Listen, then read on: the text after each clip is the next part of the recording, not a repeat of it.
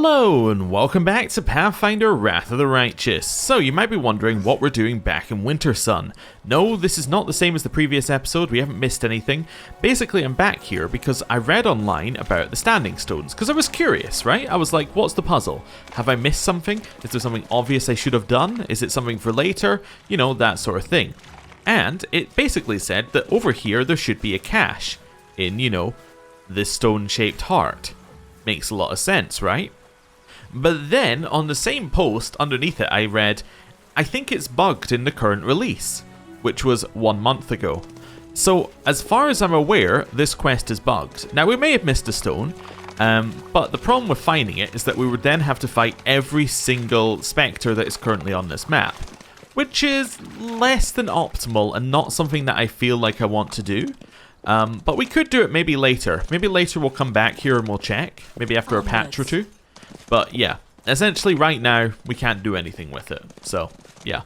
I think I read that the loot is something like a ricocheting crossbow +3, which isn't actually that useful for our party because none of our crossbow users should be using it full time, so I'm not that worried about it, but thought I would let you know where it was. Anyway, we're going to leave here and we are going to explore the map a little bit. Let's start with our armies. So, Boring Squad successfully killed an army up here, however they are a little bit weaker than they were before. I think this means that they have to head back home. I'm just checking. We might be able to defeat that army, potentially. We could potentially beat that army. 20, 36. It would be a close one. It would be a very close one. I think it's probably worth heading back here. And then, yeah. Oh, wow. We've got a ton of stuff in there to do. But yeah, it's probably time to head back here and switch out these 7 for something else, because they're really just too weak to use right now. So let's do that first. Also, is every army currently in Dresden? I'm trying to tell. I think they are all in Dresden. Yeah, let me see. You're in Dresden. And you are in Dresden. Cool, because it shows up as... What, so that's too small I'm buying into. That's question mark, cool. So you can do that to check whether in Dresden, because you see if I try and buy with those ones, it goes to too small. Which is nice. Little neat trick. So who is replacing our 7 here? Could replace them with 10 bandits. Could replace them with 25 spearmen. That's probably not going to do. Rogues? Probably not, no. Although they do have both melee... Oh, sorry, they have 2 melee weapons. That's actually quite a lot of damage then. Yeah, it is quite a lot of damage. Okay. 2 paladins really isn't enough. Yeah, I think we just don't have enough of any particular troop type here. The rangers aren't strong enough to send by themselves either. I guess the rogues are probably the best, but even then, it's not looking great. Okay, well, I think they just have to stay there then. There's nothing we can do with them until we can buy more. On the positive side, they are the group that we can buy into. So we can buy all of those ones directly into our army. So this one will just get naturally stronger over time, which is good. While we're here, we should probably look at our buildings. Because we've got material points to spend. And that might help our armies out a little bit as well. Right, the Alley Battalion. Now, I'm looking to take on one of these ones. I think we can take them both. Let's go. See where it takes us. Keep going. I think we're going to this army first. Ooh, Crimson Dust is something we just found. Okay. So this is a level 6 army, which is pretty strong. However, they're all ghouls. Let's go for Amplify Resistance. Yeah. Do I have to choose an army? How does this work? All units in the target army. Oh, do I do it like this?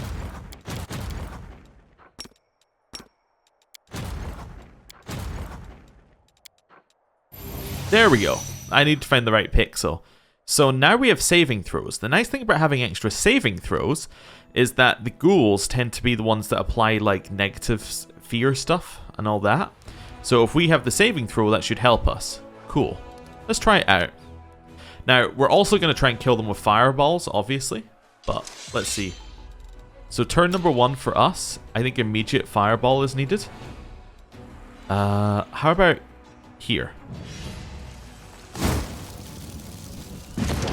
That's some good damage. Okay, how far do I reckon they can move? Not very. Let's go like this. Oh, what have you got here? Target unit gains a +3 to attack and saving throws for 3 rounds. There we go. That seems good. You can't quite reach. I'm going to move you here for just now. Oh no. You fools. That's fantastic. Right, so now you can get in here. Now, you're not doing a lot of damage to any of them, actually, which is not fantastic for us. We could kite them a little bit more. I think if we stand here, we'll probably be fine. I'm going to wait till the end of the round. I'm also going to wait you. Yeah, they do move in, which is unfortunate, but that's kind of fine. Right, you're also going to wait. I wanted them to group up there, which is nice. They have now done so. I'm thinking we're going to I can fireball that whole group. Right, you attack. Right, you are not going to reach yet, unfortunately. So you could probably run in next turn. I'm going to run you here. Right, and you're going to attack the one in front of you, which is not going to do very much damage. However, we do get another attack, but I can also fireball first. Cool. Right, attack. You can get in here. The problem with getting in here is you're still not dealing a lot of damage, and there are a lot of them. Try it anyway. At least we're doing something. Another turn. Okay. Yeah, this level 6 army is probably a little tanky for us. Now, you can do a lot, in theory. Attack that one. If I'm going to fireball again, which I think I'm going to have to, we should try and get as much out of individual armies as possible. Okay. Fireball here seems like a very sensible plan. It should kill that one.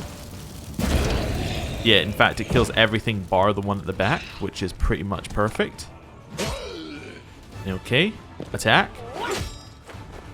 And then champions in here. So we don't have enough energy to face the 6 fort, but that's okay. At least we're killing another army. And at a certain point, just actually getting the armies off the map is going to be useful for us. Right. There we go. We did it. I would prefer us to maybe have a little bit more energy, but that's okay. We replenished all of our losses at least. So this army also needs to rest. The mine was once filled with the undead, but has now been cleaned. When demons got close to the mine, to save themselves, the miners blocked the entrance, hoping that help would arrive before they starved to death. Alas, help never arrived, and those trapped suffered a truly horrible fate. Oh wow, but we do get 5 more material points every day, which is just great. Now our energy, it doesn't come back very quickly. I was thinking we could head along here. I don't even know if we could face that level 4 army consistently right now. I think we have to try. I don't know if we can. I'm going to quick save and we'll give it a shot. Yeah, so that's how we could go and fight the fort. Let's go and deliberately fight this level 4 army. An enemy army reached you. Sure it did. Whatever you want to, you know, whatever you want it to be. Cultists, these look like both melee characters. You're going to do the fog, which I'm very unhappy about, but if we can kill the rooks, I think we'll be good. You do 1 damage straight away. I could, however, increase the attack of our, of our champions again. What are they? Yeah, champions, that's the right one. Oh, you kill 4. Well, that's great. You then get another turn. Let's move you up here mainly to separate you. These guys should move in closer. Yeah, they did move all the way up to us. I actually didn't think they would move quite that far. Go behind and attack. Nice, you got another one. You're going to have to make your way up. It's going to be a slow roll for you. Get into the corner and attack. So they're now hitting the dretches. You killed all of my champions while also killing yourself. I actually hate you. Like, quite a lot. Okay.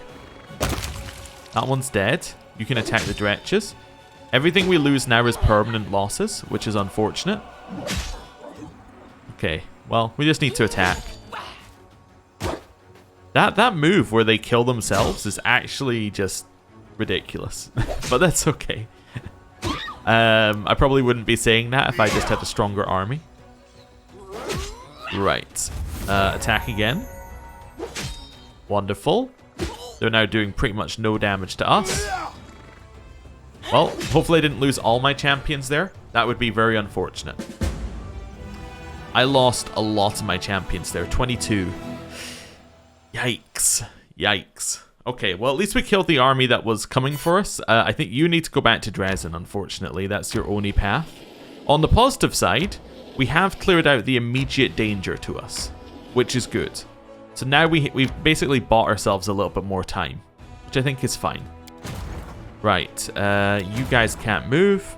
Alright, let's have a look at Dresden from a management point of view. And see what we can do here. So, build. Let's see. What have we got? Plus 10 energy for all generals. That's a pretty nice one.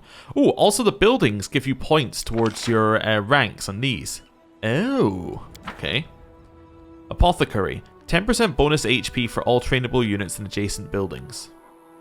Okay, only one apothecary can be built in each fort except Dresden, where I guess you can just go wild. Okay. Arsenal. Plus 1 bonus AC to all trainable units in adjacent buildings. So that would be like these ones. This also adjacent buildings? Yeah. Okay. Citadel. Increases the time a siege takes. Okay. Engineer's Workshop. Reduces the cost of building construction by 10%. Only one can be built in total. That doesn't say like in a location, it just says in total. Okay. So it's 240. We could maybe get that. Reduces the cost of recruiting mercenaries by 5%. Not that interested. Provides plus 1 bonus to attack and defense and plus 2 power for all generals. Okay. I guess you have a ton of logistics as well. Uses 4 squares. Hospital. 5% bonus to infirmary size. Becoming more and more like I might buy that one at some point. Mercenary Guild increases the number of available mercenary units. Okay. Plus 1 bonus to attack, AC, and saving throws for all trainable units. Again, that seems pretty good. Pathfinder Society Lodge. Plus 1 to attack, AC, and saving throws for all mercenary units. Sanctuary. Increases energy point income by 4. Now, our energy points aren't coming in that quickly. That's actually a huge increase. And in fact, it only costs 8 energy points to make, which means that effectively, from an income standpoint on energy points, it pays for itself in two ticks. So that'd be 2 days then, right? Yeah, that'll pay for itself in 2 days. That's pretty good.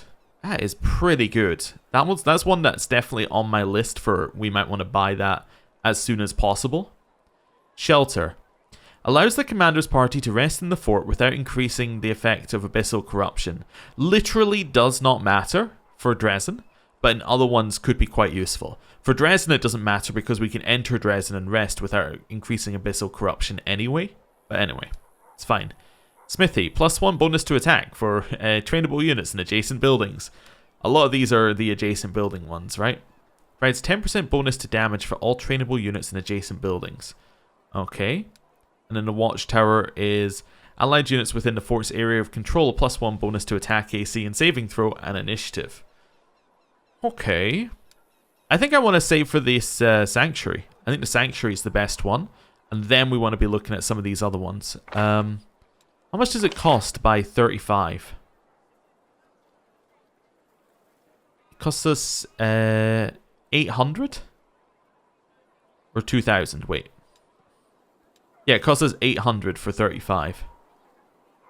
I think I'm okay with that. I think I'm okay with that. Yeah, let's buy the resources.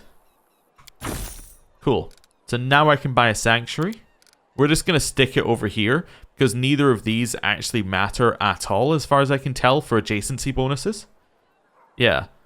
So this is the one, energy point income by 4. Yeah. and then we'll start building the rest. The reason why I think we should build the sanctuary so urgently is because if we buy it early, it will start, you know, paying out a lot more over time. While if we wait on it, it's just going to be useless. Yeah, I think that's definitely a worthwhile one. I mean, we're making 11 a day instead of 7 a day. It also says that we can just keep building that, which is an intriguing prospect, although it looks like the price, yeah, the price goes up each time you build it. Okay, so you'd have to balance how much you think material points are worth.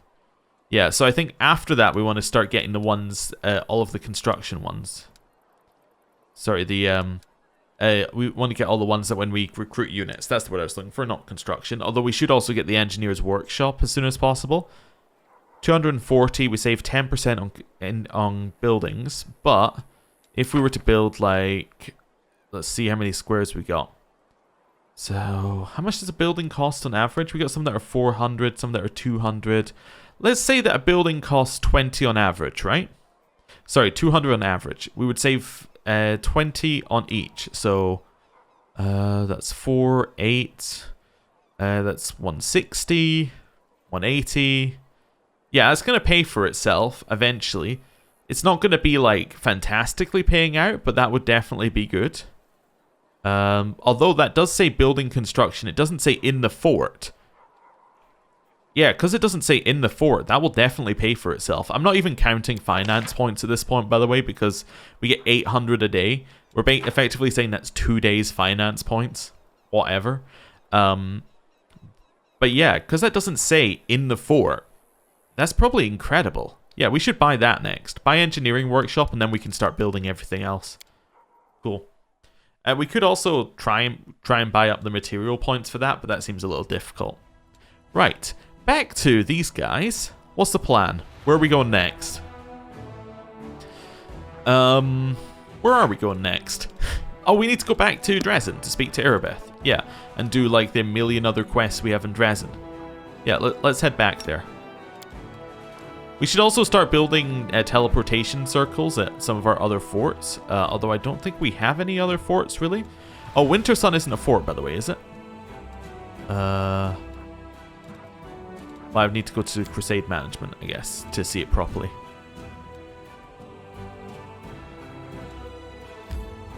No, I don't want to do that.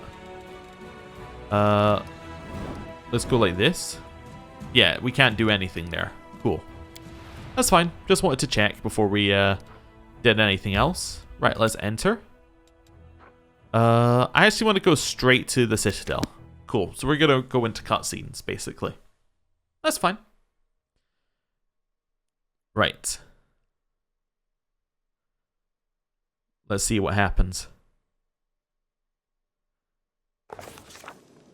Nothing. Let's go straight to Citadel. Oh, cool. Let's move. Let's head in here then and have a little chat to Erebeth. Hello. Hail, Commander. We learned the fate of the missing patrol. Our people were killed by clan members from old Sarkoris who had been bewitched by the demon Jerebeth. Survivors from Sarkoris in the middle of the Worldwound? Oh, they must be made of tough stuff. I'm sorry they've been set against us. Erebeth grits her teeth. And sorrier still for our soldiers. We're losing our people to demon trickery again, but at least the mystery is solved and it won't happen again. Okay, cool. I was expecting a little bit more, but that's fine. So now we've done that. How much? We're actually very close to a level up. Cool. You know what I should probably do then? I should probably level up the remaining members of my party and maybe hand out some loot. Yeah, this might be a time to hand out some loot. Yeah, let's head back over here as well. So let's level up and then hand out all of our loot. Right. So, where are we? So we got Lan, we got Zoasil, we got Reg, and we got Greybor. Let's do Greybor first. Now, he's mainly... Oh, I should also quick save before I do this, just in case I want to redo something afterwards immediately. So he's a melee-based character. I'm just trying to figure out if there's anything else we need to think about with him. Melee-based. He's well into this one.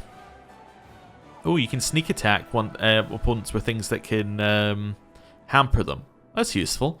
Yeah, so you get the same stuff that Woljif has. Interesting. Okay.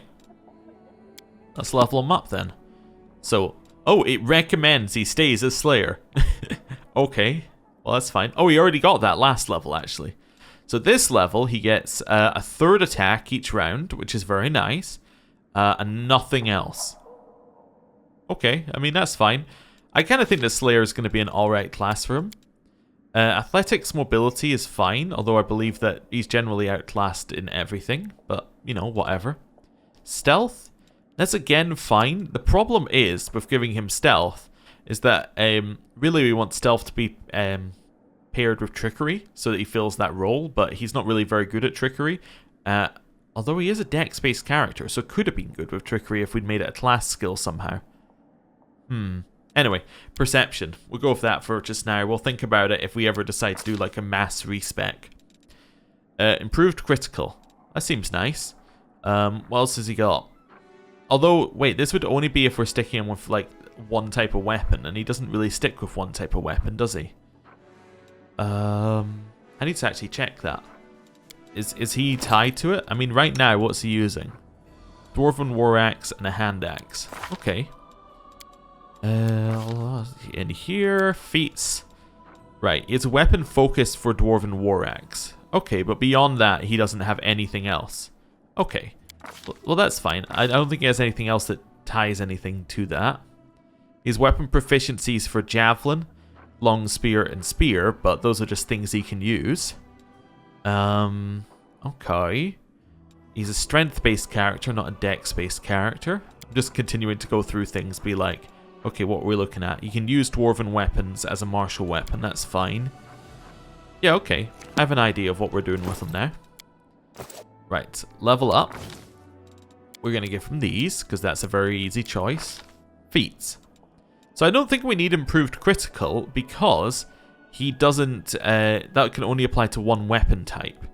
And we don't want to pin him in there, because that makes him a worse character, because it means that he has to have that type of weapon. Okay. But a bonus on all knowledge and lore skill checks? Probably not. What's Bull Rush?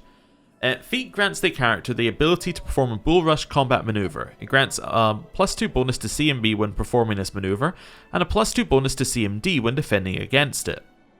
A Bull Rush attempts to push an opponent straight back without doing any harm. If your combat maneuver is successful, your target is pushed back 5 feet.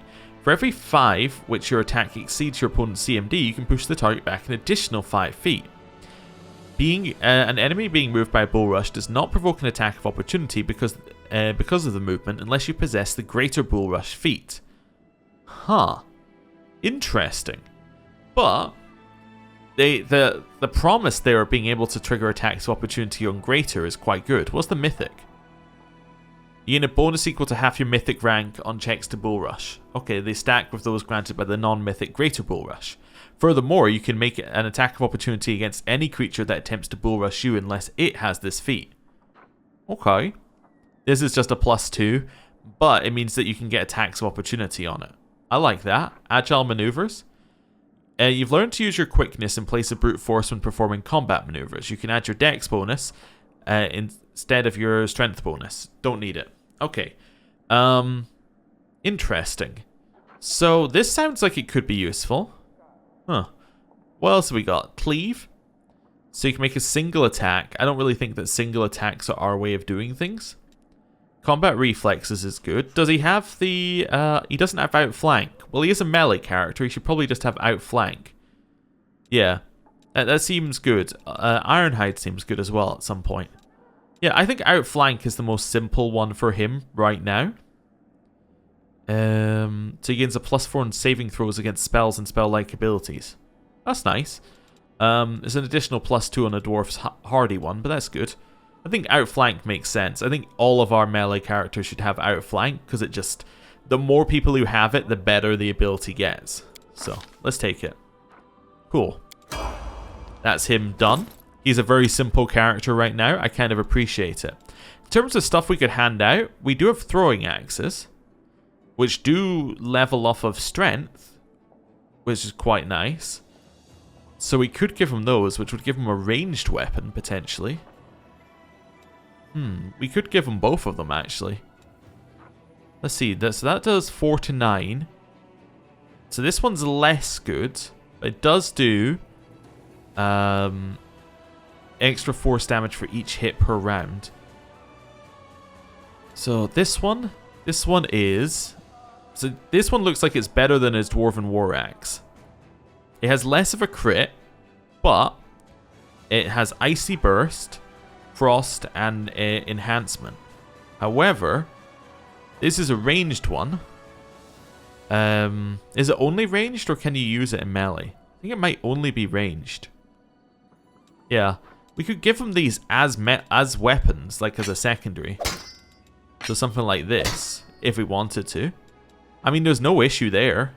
Although we'd want them the other way around, but still. Yeah, I think having him with a second set of weapons makes a lot of sense. This gives him ranged, but is ranged with strength-based weapons. Yeah, that seems very sensible. Okay. We got anything else for him in our current group? Oh, wait a second, that's Soulshear. Yeah, you currently don't have a weapon on. Oh, wow. Yeah, so this one was made for this guy, right? It's got the same colors as his god, basically.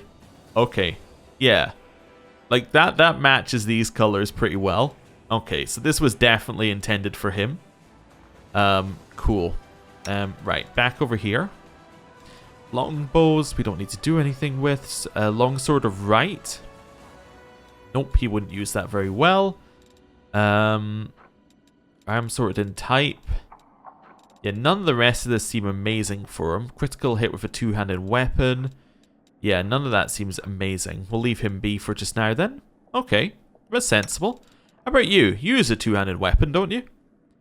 Whenever the wearer of these braces confirms a critical hit with a two-handed weapon, they must pass a will saving throw or become unable to attack for 1 round. Yeah. Yeah, that seems very useful for you to have.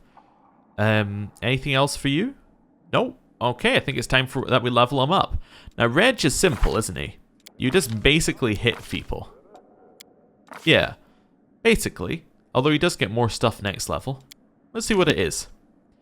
So, we're going to leave him as a Hell Knight. Actually, he would get more if we left him as an Armiger, but we're going to go Hell Knight, which he does also get more stuff on. So, he gets an extra attack, by the looks of it, at this level. He then gets Force of Will. So at 6th level, we choose another subschooler descriptor from the list and gain a +2 on will saves against spells of that type.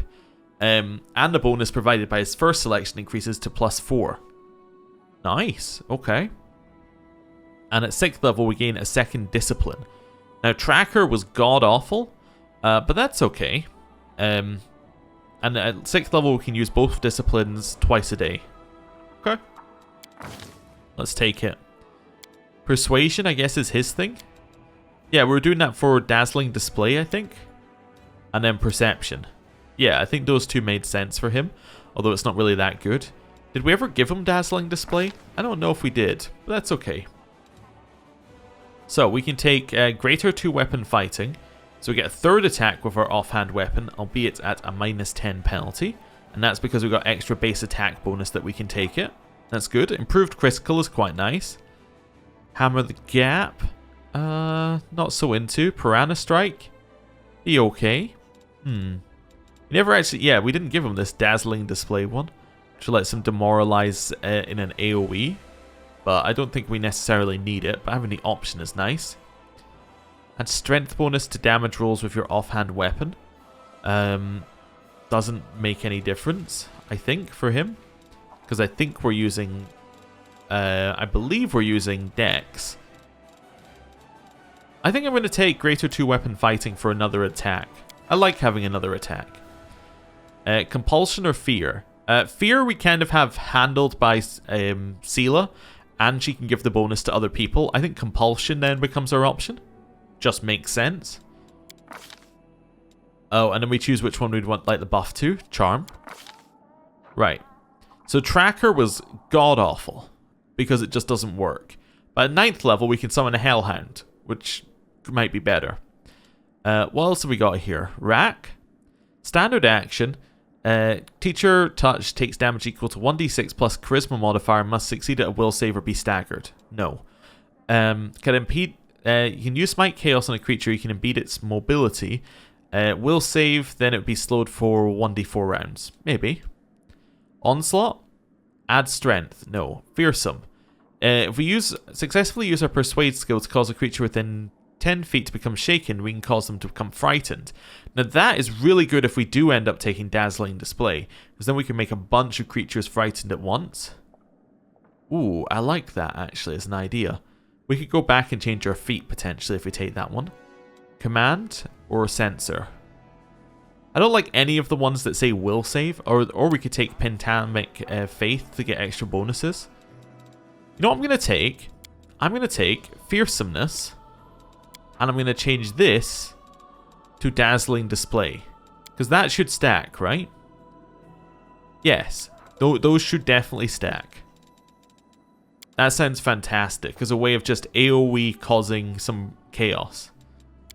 Right, let's go with that. Done.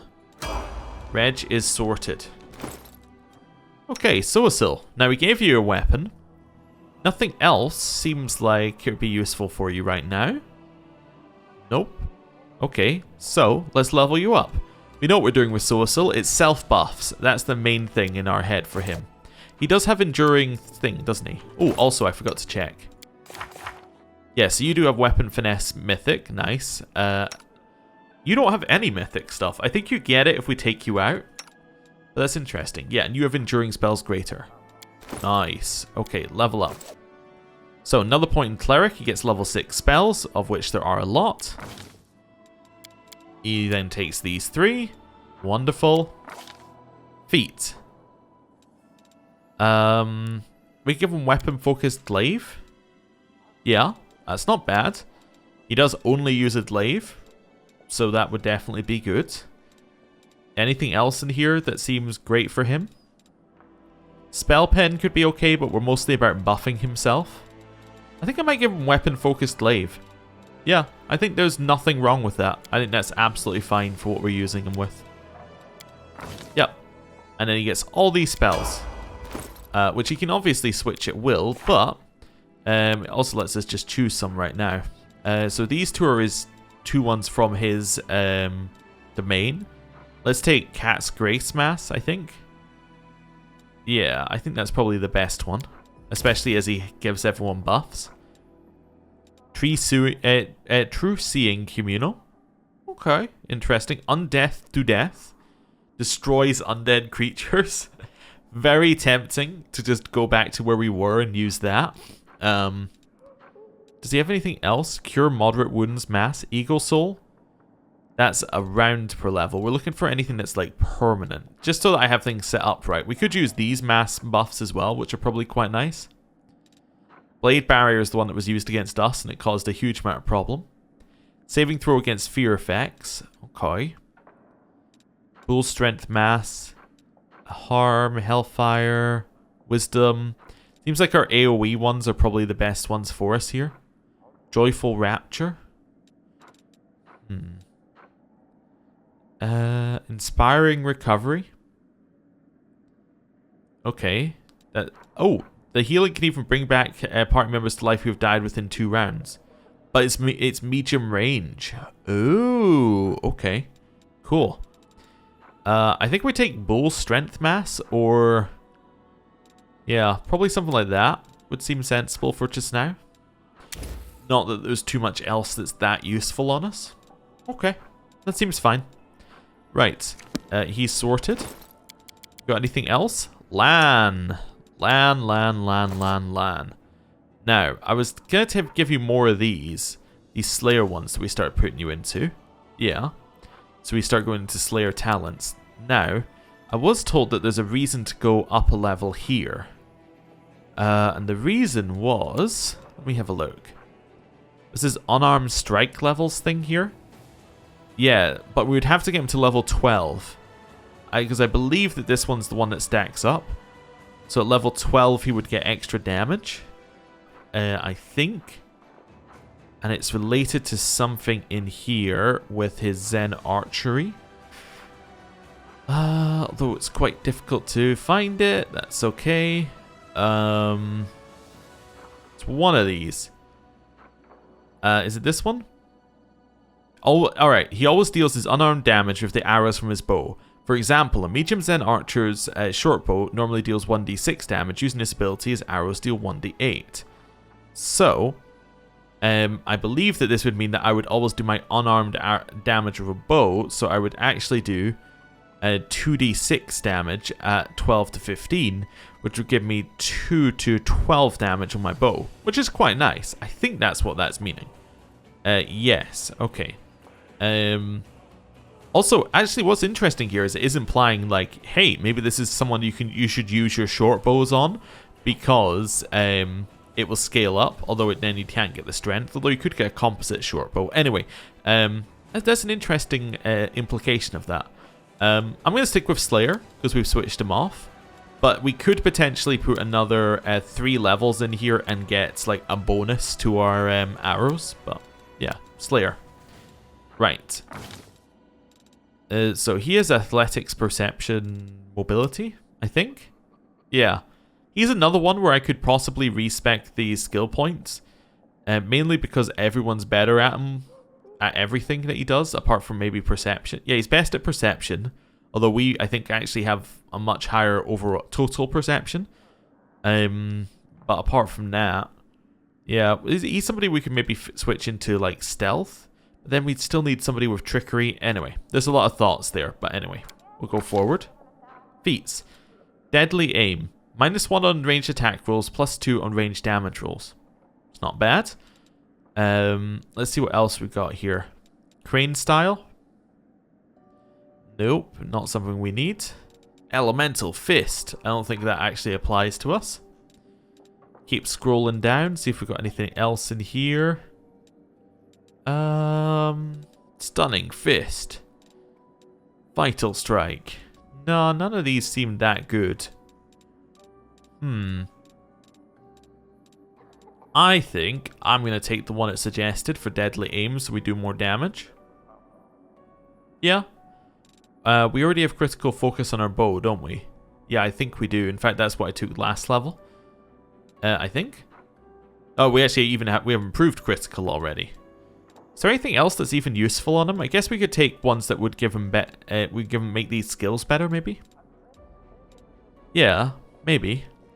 Like we could take skill, focus, athletics or something. We could also take toughness, I suppose. I don't know. I'm going to take the one it suggested. Deadly aim. Let's go. And then he gets a Slayer talent, of which there are many. So let's see what we got. When you make a perception check, you gain a +4 bonus. It's not bad. Combat style feat, completely unnecessary. Combat trick, also completely unnecessary. Although, what's the difference? They seem very similar. Let me just see here. So if I chose archery, I can then take an archery one. Okay. So these seem like almost identical to combat trick. Because combat trick also just allows you to take a feat. Maybe these are different lists, but doesn't really matter. Fast stealth, it doesn't really matter. We don't make him go stealthed. +1 bonus against saves against poison. Okay. And against +4 against spells that cause them to be nauseated or sickened. Does not take an attack of opportunity when standing up from prone. Not the most useless one. Painful strike. At 4th level, an executioner automatically gains this talent. We're not an executioner, but that's okay. A creature that takes sneak attack damage from an executioner must make a successful fortitude save. DC 10 plus half the executioner's class level plus his intelligence modifier, or become sickened for 1d4 rounds. Not interested. You gain a bonus on saving throws against mind-affecting conditions equal to dex modifier. That's really nice. We do have quite a high dex modifier, so that would be good. Lower nature to your class skills. I think we already have it. We can choose a terrain mastery. I don't think it matters because we fight in so many different terrains that it would make him very specialized. Immune to difficult terrain. No. Gains trickery as a class skill. Ooh. Okay. Interesting. Also gains a trap finding rogue ability. What's interesting about that one is if we ever did respec him, we could go the same stuff but then change trap finding to we could give him trap finding but then give him trickery, which would then make him a trickery stealth character, And then, like, trickery, stealth, perception. And then we could bring him along instead of Woljif or Camellia, which then frees up more space in our front line. That's intriguing. Trip, don't need it. Dirty Trick, don't need it. I'm going to take Slippery Mind for the Dex modifier to saving throws against mind-affecting conditions, but they're all interesting. Some of these are ones that we need at later levels, right? Yeah. Wait, some of these, it says, like, we need Sneak Attack. Do we not have that yet? Oh, we don't get Sneak Attack till next level. Ah, so when we get Sneak Attack, we'll be able to start taking some of these, like, Blinding Strike or anything. Wait, not Blinding Strike, but, like, Dispelling Attack. And Focusing Attack, Confused, Shaken, and Sickened. Although these say, that does say Melee, now that I read it again. But yeah, once we get Advanced Talents, we have a bunch. Oh, opponents damaged by a character's sneak attacks can't make attacks of opportunity. That sort of thing sounds like it could be useful. Yeah. Yeah, some of these could definitely be useful once we get sneak attack. Anyway, Slippery Mind, not bad. Right. There we go. And I believe everybody is now leveled up. Perfect. Just in time for the next level. Right. Let's have a look in our box and see what we got. We need money, so I'm trying to, like, have a little look here and see if there's anything we could potentially move around. I don't believe any of these are unique.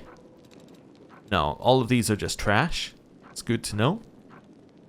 I could sell my kineticist item. I don't think we have a kineticist. And I don't believe we're going to get one. I also don't believe we're going to get a bard either. Yeah, I could sell both of these. I'm going to keep them for just now, but they're definitely on the list. Whenever you're under the rage effect, yeah, some of these are definitely on the, like, maybe we could get rid of them, like, tier. Oh, whenever you announce a quarry, the targeted enemy suffers a -2 penalty to AC and becomes sickened for 3 rounds. Oh, yeah, let's take that. I just realized something. Arushale uses quarries. Yeah. So we will give her the gloves. So now she can sicken and do a penalty to AC whenever she does that. That's so much better. Yeah, that makes that ability, like, incredible. So it's definitely worth doing, like, a little check through of some of this stuff. I'm going to bring out my armor again. Just to do a quick check on everybody. Now, obviously, we could save a lot of money if we just decided, alright, this is our best equipment and we'll just swap it between characters. I'm not doing that just because I don't tend to like doing that, but it's probably the optimal way of playing. This is better than what we're wearing. Whenever the wearer of this +3 mithril chainmail flanks an enemy, the wearer gets a +2 bonus to damage against the flanked enemy. If you have the outflank feature, this bonus damage increases to +4. That's incredible. Yeah, we should be using that. That's just a straight upgrade for us. There's absolutely no negative to us having that. Alright, let's keep going down the list. You already have a breastplate +2, so you're effectively the exact same. We could give our chainmail to him as well, but I'm not going to. Yeah, so none of the rest of that's good for you. You're not a dex-based character, so extra dex doesn't really help you that much. Cool. Reg, you're using the adamantine full plate +2. The only thing that could be better is the half plate of vigor. You are a dex-based character, not that it matters because you have something that changes this. So you actually get a dex bonus from your armor. What dex bonus are you getting? +4 right now. Yeah, okay, so you're fine. Soasil, adamantine chainmail. We could replace it with the breastplate +2. Adamantine is damage reduction. Yeah, it's 2 damage reduction or extra AC. That's kind of a 50-50 one. We could leave him as he is, actually. I think that's probably fine. There is an argument for upgrading him, though. Horse. Is this your best amulet? Oh, okay. These are identical? Yes, okay. Just thought I'd check. They are identical. You don't wear armor. Is this something that I was going to give to somebody else? No, this is yours. This is definitely yours because you're our fire mage. Okay. You don't wear armor. You don't wear armor. You wear armor. You're currently wearing Lady Calandra's chain shirt. Now, we could potentially change you, because you do actually end up having 7 decks a lot of the time. Do we have any armor that allows you to have that? It would be this. Yeah, you lose a lot for it. I think we're happy with her on the one that she's on. Right. You don't wear armor. Yep. You do wear armor. You're currently wearing the padded armor of refined movement, which is a +8 armor. Which actually we could give to you as well. Potentially. You would lose 2 armor class for 1 armor class. Yeah, okay, so it's not that good right now, but it could be in the future. +8, it actually works pretty well for Arushali. Okay, we'll leave her with it.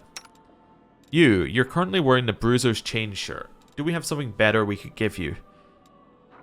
We could give you the padded armor of focus, which is technically armor. Yeah. That would probably be a better one, and then that makes you be light if we give you a strength buff. Yeah, you would then be light if we gave you the strength buff, which I think is a better situation for you to be in. Okay. And then you are currently wearing the carapace, which is very good. Right. Back in here. So let's drop off the stuff that's named. That's not named. We might actually get rid of that then. Yeah, so everything else we can get rid of here.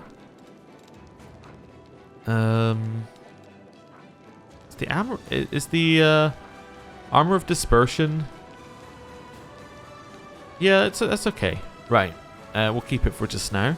The rest of that we can sell. Yeah. Okay, weapon-wise. We got anything that's good here? For anybody? For any reason that's now available to us? Don't believe any of this is that useful for anybody. Okay. Got any books that we haven't read? Nope, we got Arving's note, which we can put in there. The rest of it yeah, the rest of it we don't need to worry about. Cool. Right. So I've sorted it out so we now have some stuff to sell. Some of which was already in our in our box, which is good. Next thing, we want to go to Woolgif. Got any new scrolls for you? Not as far as I can see. Let me double check. But Nenio here. No new scrolls. Nice. Okay. So we can now sell all of this. Seems good. Right. Felt it was worth spending a little bit of time actually equipping our party and making them, you know, fit for purpose. Right, to the streets. So, we want to sell as much as we can here. So it lets us out. Yeah, there we go. So head out this way. And over here. Okay. Hello. We do need to speak to you as well. Let's go to you. Hello. Oh, bulk selling, first of all, to get rid of everything that's on the bulk selling list. And then we're just going to sell... Oh, actually, that's just a... Yeah, that's not a special weapon. That seemed good? Yeah, 13,000. It actually gives us something to work with. I could sell a bunch of these as well. Like, I don't know, 50. Yeah, an extra 1,000 from that is good. It reduces the amount we're carrying as well, so we've got more space for loot. That's good. Yeah, deal. Okay. Woolgif. Do you... Yeah, show me what you can get with your thieving connections. Yeah, so he does have his own shop. Seeing if he has anything that's good here. Weapons. Sort by price and descending. Spells. Okay, so this is a sling staff, not a spell staff. No, don't think we need it. He has kind of exotic weapons by the looks of it. Okay, here, veteran's armor. It's alright. That's kind of my level of that one. +2 bonus to spell penetration. That's actually really good. Ah, that'd be great for Nenio. Yeah, I'm not gonna get it right now, but that would be really good if we could. Purifying solutions. Cool. I'm going to buy all of them. Right. That's really the only thing we need from him. Really. See if he's got anything else. Scrolls of Dimension Door Mass. Why? I mean, we could do it, but like... It's an interesting one to have scrolls of. Okay, he doesn't have anything in here that I think we necessarily need. Alright. Oh, you got anything in here? No. Okay. It's worth a little chat. Hello. I've got a little something for you, Commander. Like a conjurer, Wilster produces a fairly large purse from somewhere under his shirt. The lads decided to chip in. You've been taking care of us, Commander, so we decided to take care of you. Please take this gift. Get yourself a magic ring or a new helmet. We'll be very happy if you do. Well, thank you. I'll take the money. It's from the bottom of our hearts, Commander. I really appreciate it. It's 5,000 gold. You got any gold for me? No? Wait, I just forgot something. Hello? The reason why I spoke to him in the first place was to see what he had. And I'm like, ooh, he gave me money. Oh, see you later. No, he doesn't have anything on him right now. None of this. Oh, sort by price descending. Yeah, none of this is something that we're looking for immediately. I know I'm only looking at the top level, but that's fine. Yeah. That's fine. We'll leave him be. Right. Let's go up here and speak to Dorjlinda. Commander! The middle-aged dwarf salutes you casually. Her face is disfigured by huge, scarred claw marks. One of her eyes covered by a black patch. The other is looking at you sternly and intently. Dorjlinda Stranglehold, at your service. What's your role in my army? I'm the chief quartermaster in charge of material support. I make sure brave soldiers are armed, armoured, and fed when they go into battle. At least 2 out of 3 are. You know how it goes. Dorjlinda chuckles. I'm also head of the Logistics Council. If we're missing something, I'll report it to you right away. What does the Logistics Council do? We've already had this one, I think, haven't we? Oh no, it's got something different. It's supplies, what else? As you lead your troops into those legendary battles, we solve various non-heroic issues like what our fighters are going to eat tomorrow, or how to fix a chainmail shortage, and how to get our hands on a shipment of helmets we purchased that's stuck somewhere in Ustalav. Those are the headaches we deal with. Sometimes, however, we're faced with something we just can't hash out without you. That's why we have to assemble our council and ask for your decision. But Torag willing, that won't happen too often. We got your supplies covered, so you go ahead and be heroic to your heart's content. What became of the quartermaster who was taking care of the supplies during the march on Dresden? He's over there. Nothing really. He got a medal for his heroism during the assault on Dresden, and now he's back where he was, keeping up the good work. It's just that a fortress like Dresden is a little out of his league. When you need to supply the camp during a march, he's your man. But it takes a different set of skills to be a chief quartermaster. What's with that nickname, Stranglehold? Our resident jokesters came up with it when my hand went numb from the wound. She holds up her crooked fingers, withered to the bone. After that, I left the front lines for the supply service, and then I showed every wisecracker that one hand is all you need to keep your supplies in order. My grip really is a stranglehold, you see. All those thieving quartermasters who go out of their way to sell some ammunition on the sly, scatterbrained officers who lose half a caravan in every skirmish, civilian milksops who always have a sob story to explain why they can't give anything to the army. They all learned well why people call old Dorjlinda Stranglehold. We have spells available that could restore your hand. Spend it on some poor sap whose legs got ripped off in the first battle. Thank you for your concern, Commander, but while we're at war, resources should be spent where they're needed. I'm handling the logistics just fine with one hand. Alright, see ya. Good luck on the front lines. We've always got your back. That's our job. Nice. Okay. A little bit there. Oh, I don't want to go this way. I want to go... No, this is the way I wanted to go. Starting to learn my way around here. Right, there we go. Got the camera stuck inside a wall. I want to go down here and speak to Sierra, because we're about to get some experience for speaking to him. Hopefully. Hello. The old Crusader looks anxious and disorientated. Yes. Has something happened? Morveg is dead. The colour drains from Sierra's face.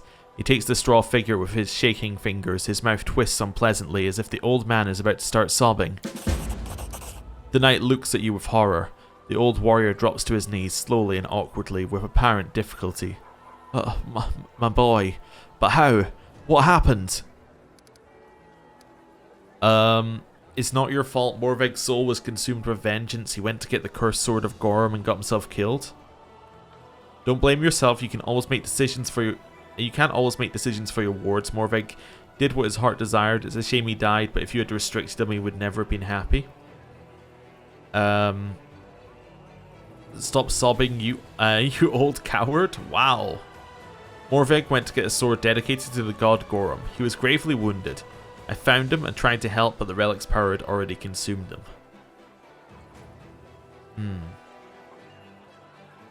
I'm trying to think of how we want to handle this one here.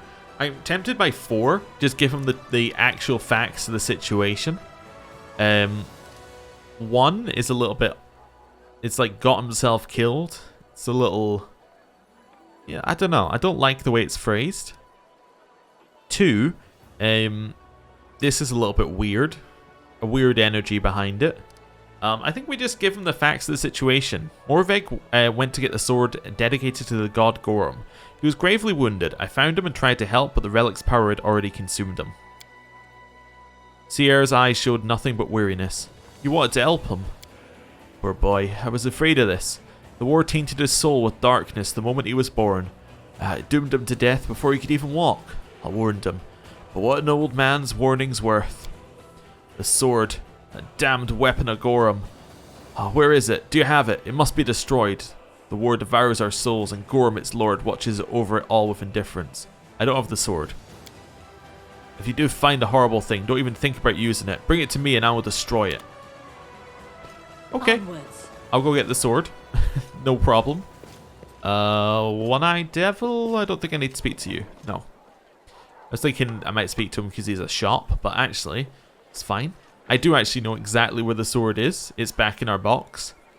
Oh, you know what we can do? I was going to say, what would be nice if we could teleport around Dresden? And then I was like, wait a second. You totally can. You just go into your rest screen and then exit it. There we go. Right. Personal chest. Where is it? I mean, I'm totally happy to destroy the sword. I have no reason to not destroy it. It's kind of not that good for us. Wait, that's an S-Dock. Wait, what's the sword look like? We do have it, don't we? Lustrous Blade. Herald of Pain? No. Fang of Malice. There we go. Yeah. Cool. I can now just go and destroy it. We already did the decree related to it, didn't we? Over here. Manage Crusade affairs. Let's see.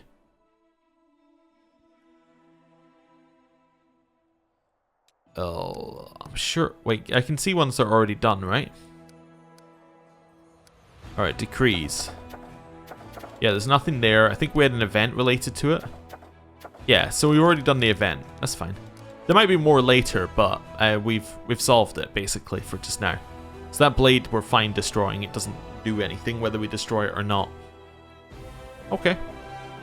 I think we decided not to make all of our armies get that sword, so works for me. Right. Let's move. I was trying to think what the quickest route back is. He's right outside the tavern, isn't he? Yeah. So if we tavern and exit, we should get there. Oh, actually, while we're here, hello. You. Sorry, I was just checking this one. Plus 10 competency bonus on perception checks. Ooh, nice. Whenever you confirm a critical hit with a bow, the target becomes disorientated. That's amazing. Okay. This is what I was looking for. Purifying solution. I will buy all of them. Thank you. See ya. Right. Now, once it loads in, now, who are you? Valenia? The priestess of Desna fiddles anxiously with the hem of her dusty robe and gives you a nervous smile. Commander, I've only seen you from afar, but up close you're even more magnificent. May Desna bless you. If you want to relax and have some fun, come to the half measure in the evening, and I'll sing and play for you. I'll do my best to be worthy of such an audience. Who are you? Valenia, a travelling priestess of Desna. I read stars, roam the roads of the world, and serve my goddess. I sing songs, play the harp, and entertain those who want to listen. I'm not a bard, but that's my calling. We have such jolly evenings at the tavern, just what the defenders of Dresden need. I also want to hear you sing. Tell me about your repertoire. The priestess bites her lip and looks around again. Of course, Commander. Every evening I'm at the tavern called Half Measure, tuning my harp and taking requests for the night. They often ask me to play one song and then another, simple folk songs, but very moving. Good for the soul. They can make your heart soar. You're a priestess of Desna. Are you doing this in obedience to your deity? Of course, yes. I don't always sing hymns, but sometimes they are drinking songs taught to me by the priests of Caden Kalen. But it's not the song that's important. It's what's in your heart when you sing, don't you think? My heart is filled with the tenets of Desna. I know you broke the law. It's time to confess. The priestess clasps her hands to her chest in fright. What? I've done nothing. I just entertain the audience in the evening, read the stars, sing songs, play the harp. Some songs might be a bit bawdy, but not very fitting for a priestess, but I'm not a bard. My audience is easily pleased. I just want to blow off steam. I make people feel good. What's wrong with that? Alright, I'll come to the half measure. I'm always there in the evening, Commander. You can quest any song you like. Ooh, okay. So this is the next part of that quest. Follow me. Ooh, okay, of the cleaning up Dresden quest. Evening. Okay, we can make it there in the evening. Sierra. Hello. Let's talk later. I need to mourn per Morveg. Oh. Okay, well, sure. Orgus? No, see ya. Where else do we need to go? Wait, what's this building? I think this is just a oh, it's the jewelry artisan. Okay, that's fine.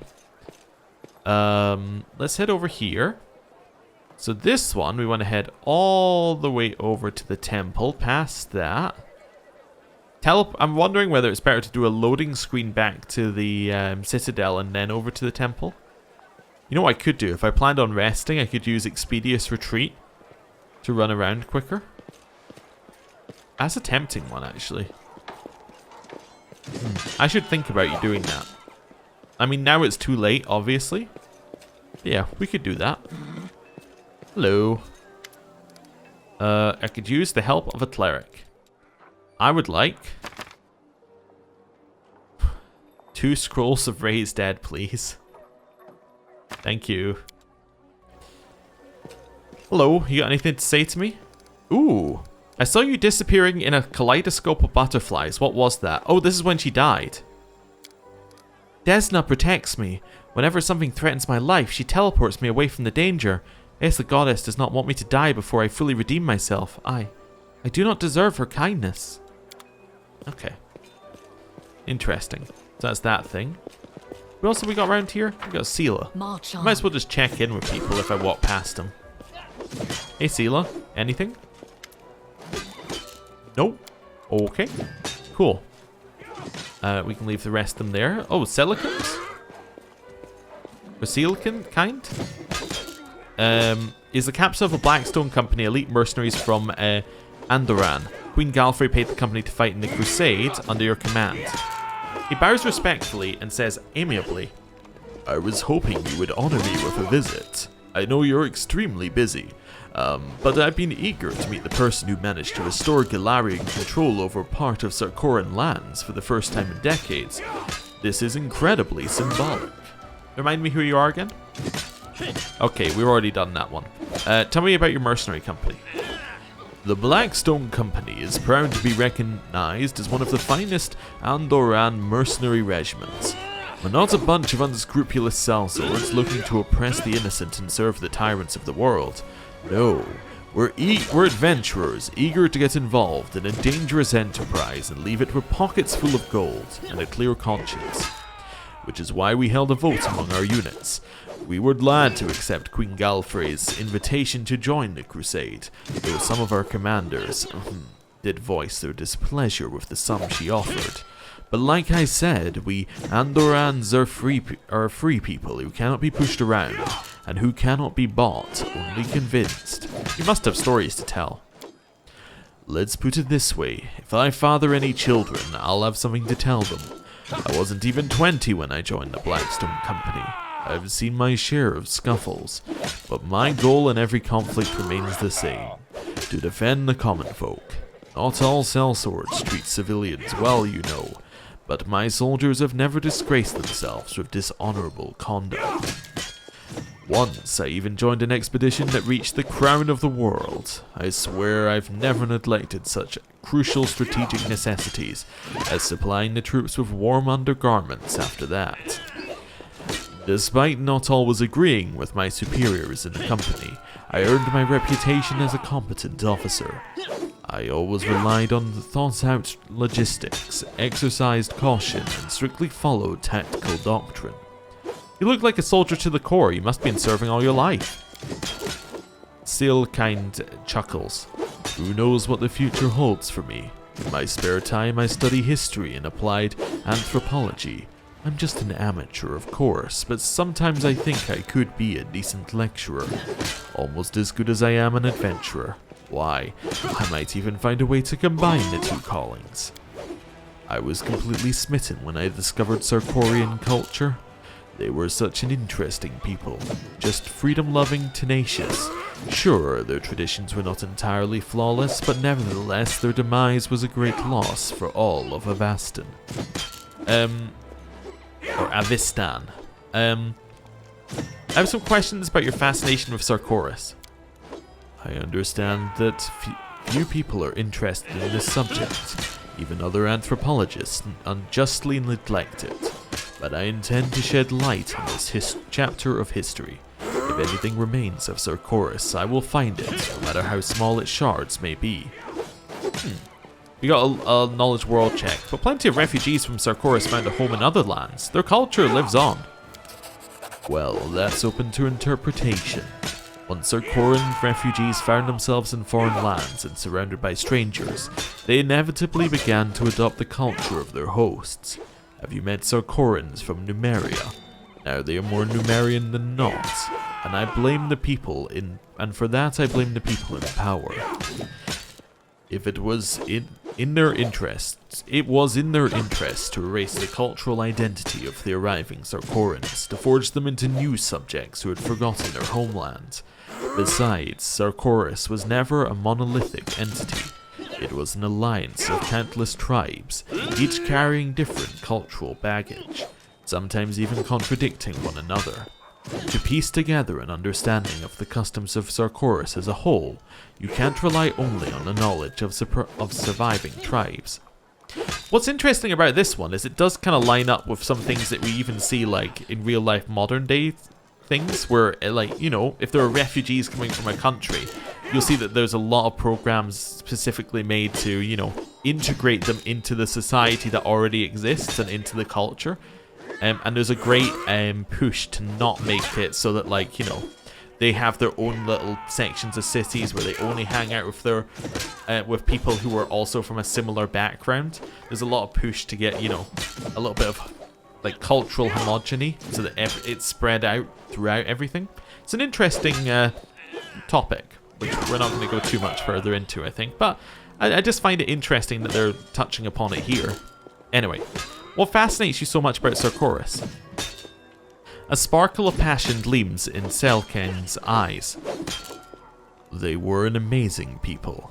We're used to treating Sarkoris like a barbaric northern land inhabited by brutish and primitive people who condemned magic and danced to the shaman's tune. This is our snobbery speaking.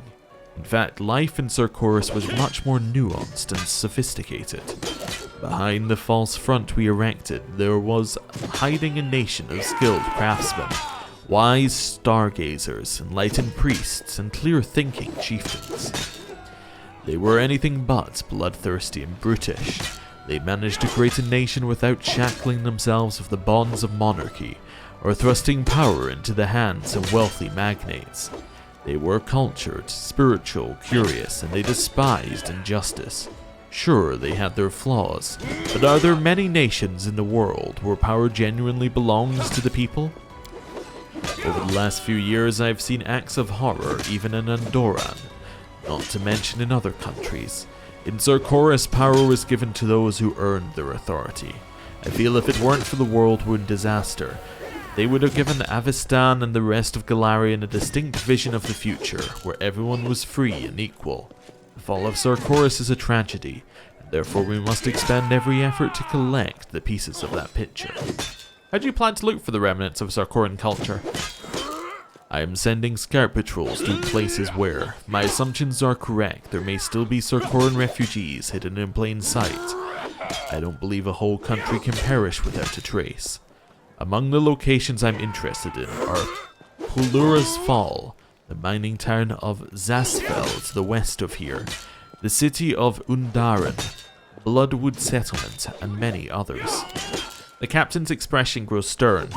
Of course, some of the company commanders think I divert too many resources to such expeditions, but I couldn't care less. If there are any survivors, we will save them. Have you heard of a village called Wintersun? I just went there and there's a whole bunch of people who are Sarkorans. Actually, that's why I'm here. As soon as I learned you had discovered a settlement where surviving Sarkorans still live, I volunteered to take command of the company vanguard. It's a fantastic, priceless anthropological discovery, and I hope the devastated lands of former Sarkoris still have little nukes like Wintersun. No more questions, except for what can you tell me about Sarkoran culture? With pleasure, I studied their traditions, their customs, and their rulers. I know they loved and I know they feared. Did they really persecute mystic practitioners in Sarkoris? It would be historically inaccurate to deny it or to excuse these acts. Yes, Sarkoran society was not perfect. They reacted to mystical power with fear and prejudice, but this particular conflict was deeply rooted in politics. In many countries, mystic practitioners hold vast power due to their special abilities. It's these people who often become oppressors, tyrants, and despots. Yes, the treatment of mystics in Sarkoris was cruel and unjust, but the people who united in struggle against a minority that often encroached upon their interests in a very hostile manner. I am repulsed by the idea of throwing innocent people into prisons, but I'm not naive. Those political realities can't simply be dismissed or ignored. They need to be understood and addressed, because these desperate actions also have a certain logic at their core. What do you find the most exciting about Sarkoran history? Have you ever heard of God Callers? Oh, they are an amazing and fascinating cultural phenomenon. The Sarkorans were a highly spiritual people that revered not only the deities we know, but also a plethora of lesser entities. Tribe gods, clan gods, settlement gods, and sometimes even patrons of individual families. God Callers could contact these beings and become their, how shall I translate it, companions. They formed a very strong bond. In a way, gods were their spiritual siblings. Well, you can imagine just how different their society was from ours. Union with the divine is a more regular occurrence, and the higher powers intervened in the affairs of mortals more often. Who ruled Sarkoris? Well, that is an interesting question. Many people compare Sarkoris to modern kingdoms, since they did have chieftains endowed with absolute power. Still, the nation did not have a single leader. The Council of Chiefs made their decisions together. In some places, the post of chieftain was hereditary, but as far as I know, not everywhere. Besides, their politics were influenced by God Callers and priests who relayed the wishes and expectations of higher powers to common folk, so chieftains could not ignore them. I would compare Sarkoris to modern Andoran rather than Mendev. It was a true nation, a people firmly aware of their unity and shared purpose. Alright, you've satisfied my curiosity. Alright, let me know if you need help with your search. Actually, I could use some help. A group of my scouts has gone missing. Presumably they got lost. They're competent and reliable soldiers that I trained personally. Their orders were to carefully and stealthily retreat if they discovered anything dangerous. If you find my men, please give them directions to Dresden. I'd be extremely grateful. Please let me mark the area they were headed on your map. Oh, fantastic. Well, that was a whole thing. I really didn't expect there to be that much conversation. Okay. Well, we've spoken to him now. How's the rift looking? Still there, huh? Oh, that's fine. I'm sure there's no problem with it.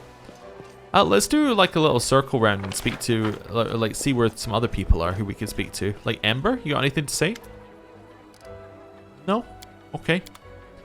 Well, you get back to plotting evil things. Right. Heading here? Onwards. Prison. I want to chat to Nura if possible.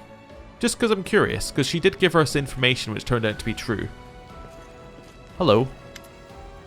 I need information. See ya.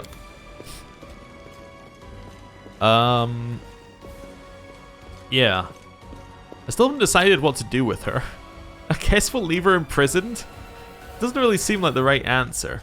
I feel like death is probably the one that the Aeon would want us to give her, but like, I don't know. I kind of want to just release her and see what happens. That's probably not a very Aeon thing to do. Let us be off. That's an interesting thing to do. Hello. I'm not going to sell you my nail clippings. That's weird. Ford, you got anything? Nope. Okay. We could wait till evening. Anyone else we need to speak to?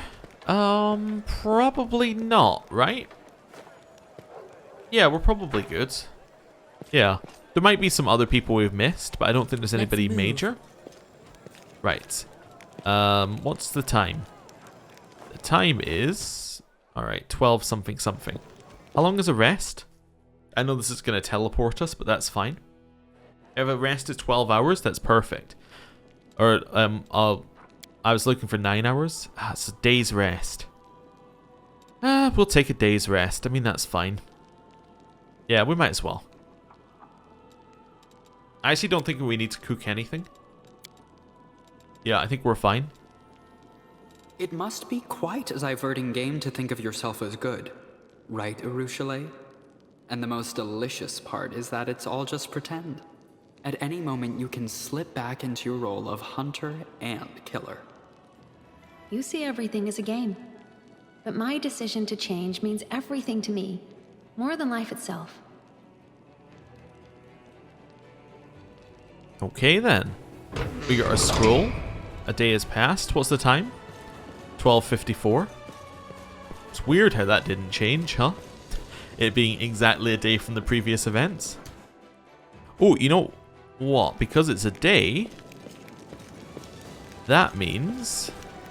Yes, that I can move my armies. Let's do that. And we can do it from this map, I believe. Because we can go to the one at the bottom. Let's see. Ooh, Swords of Gorum. Oh, it's going to destroy them. We can head down and destroy them. There's no problem with that. Yeah, I decided I wasn't going to use this. Oh, maybe that only appears if it's in your inventory. And when we put it in the box, that's why it disappeared. Oh, okay. Can we recruit right now? There's nobody to recruit. We can't afford these guys. Okay, I mean, like, there's not much to do. I guess we can send you back. Haven't really got that much energy. Could try and get you to fight that army. Now give us the unavoidable drill. Yeah, I don't know. Guess we'll just get you to head back towards Dresden for just now. Okay. Well, that's fine. Boring squad. Are you in Dresden? You are? Cool. Well. Awesome. Exit. I was thinking maybe I could switch generals around and then use the fireball on the group with the other general. Then I realized it didn't get me XP on the one that I was interested in getting XP on, so whatever. We'll leave it be. Right, so now I've done that. We want to skip time and then go to the tavern. I think the 8:54 is probably gonna be evening. Yes, and now we've got an event at the tavern. Wonderful. So, just before we do anything else, let's check our rulebook. Rulebook. So, this person is not somebody from Dresden, and so not from Mendev. So, preacher who serves the gods but engages in the heresy and corruption of soldiers shall be sentenced to banishment. I suspect 7's going to be applying. Soldier, without a military rank who kills a soldier shall be sentenced to death. Not a deserter. If they sell potions, they shall be sentenced to death. If they're heresy, they shall be executed. So if they do heresy. Civilian attached to the crusade who is a subject of Mendev. You're not a subject of Mendev, I believe. You're banishment. So it's either banishment or execution, depending on what they do. Yes, banishment or execution. Cool. In here, quick save. Hello. Faye is usually friendly with everyone and attentive to his guests, but today he doesn't even spare you a glance. He is staring at the priestess as she tunes her harp. How about singing your songs at some other tavern, good lady? What's wrong, my dear Faye? I attract people here. Those people bring money to us both, and everyone is happy. Can't we continue on like this? Oh, I don't like the audience you attract. Faye notices you and stops talking abruptly. Good evening. The priestess also notices you, and her face breaks into a smile. Commander, what song would you like to request? Choose a song yourself. Oh, Commander, I have no favorite songs. Desna loves all music, and that's why I love all songs. Choose whatever your heart desires, and I'll make sure you get it. You know any songs about love? The priestess pauses to think. There are as many love songs as there are drops of water in the ocean, but my heart is empty. If I start singing about love, I'll only ruin the mood. Not tonight, Commander. Do you know any songs about my exploits? No offense meant, but I think it's too early for such songs. I mean, you've done so much for us, but songs need time to be written, you do understand. I'll think about it some more. I'm back when you know what your heart desires. So I've got to find a song? Hello. Tell me about a priestess of Desna who sings here in the evenings. Velania. Her singing isn't particularly good, to be honest.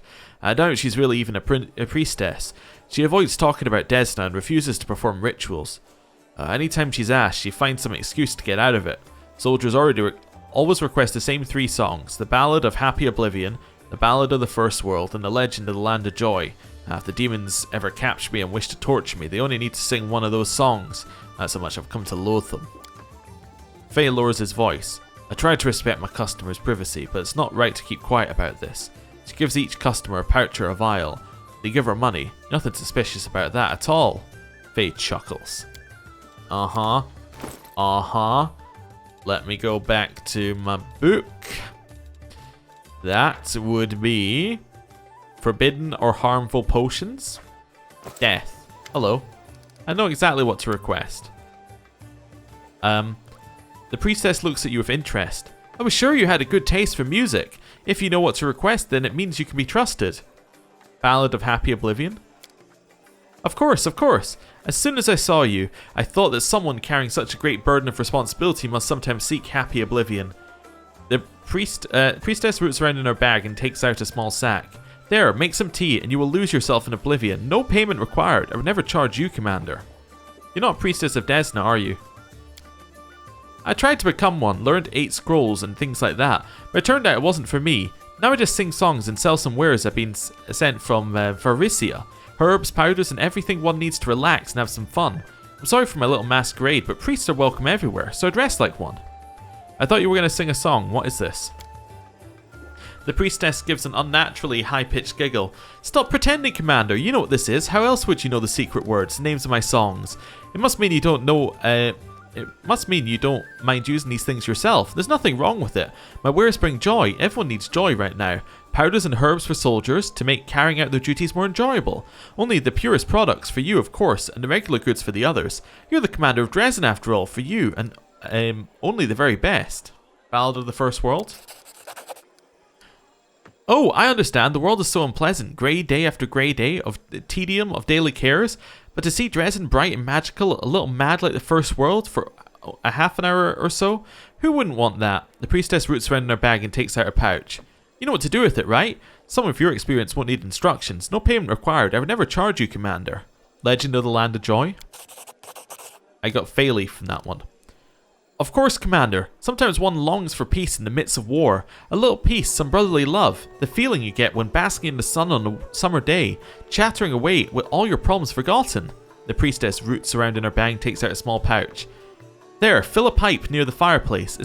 It's best done even like this. No payment required. I would never charge you, Commander. You shall stand trial before the army of Dresden. What? No, for what? I've done nothing wrong. Yeah, except, like, literally you've broken the law. A Varisian subject, okay. Velenia, a Varisian subject, has infiltrated Dresden disguised as a priestess of Desna. She is accused of dealing narcotic powders and herbs. What does the defendant have to say for herself? Oh, but no one's been hurt. There were no victims. I only did good. I'm innocent. Ladies and gentlemen, the war around us is terrible, and soldiers do not suffer from wounds alone. I save them from their nightmares. My powders make them happy, as weightless as a butterfly. They feel they can do anything, so they fight better. Yes, there are side effects, tremors and disorders and the like, but only in those who become too addicted, if it's done carefully. Carefully? You can't just stop taking quite another filth by force of will. It's the deception you sell to soldiers along with certain death. They may survive the wound, but it's your powders that are killing them. Slowly, but surely. So people like you should be executed. Is everything this woman supplies terrible? If I were you, Commander, I'd look through the list of everything she has to offer, and then choose the safest and most effective substances. Don't we need happy, cheerful soldiers ready for battle? I've made my decision. Velenia, you shall be executed for selling forbidden substances in wartime. But no one has died! Commander, I'm innocent! We judged her, as our book said that we should. And the book is the law. Any preacher... wait, that's the wrong one. Those who sell harmful and forbidden potions, powders, and other medicines to soldiers in Dresden shall be sentenced to death. We followed the rules. Mirror, are you proud of me, Mirror? Follow me. You proud of me now? Nope. I guess there's another one. Okay, let's go around Dresden and look for the other one. Okay. I guess we'll go to the streets and check. Yeah, so it says there should be a Burden of the Aeon thing here. Whether there is or not is another question, but it says that there should. Okay, we'll look for it. It's not here necessarily. I think where it might be. I like that that's still glowing. Anevia? Anevia? Hello? Okay. See you later, Anevia. Don't know what you're doing out here. If you're an event, well, you haven't triggered correctly. I think Soasil's meant to be with her, judging by the fact that it had Soasil there, so I guess Soasil's meant to be drawing Anevia. But yeah, I'm not sure. Just doing a little circle for people. Okay. Nobody over here. That's fine. I kind of assume that most of the people we're going to find are going to be in areas we've already been to. Oh, can I speak to Sierra again and get him to destroy the weapon? Maybe I can. Let's head out this way. Right, nobody is here. Wait. Lady Kanomi, have we spoken to you? Yes, cool. Right, down this way. Sierra. Anybody down the side here? Nope, okay. Hello. Here's the Fang of Malice. I changed my mind, destroy it. We don't need a weapon like this. You've done the right thing. The honourable thing. No one will fall victim to it again. No one will suffer per Morvik's fate. Damn this war.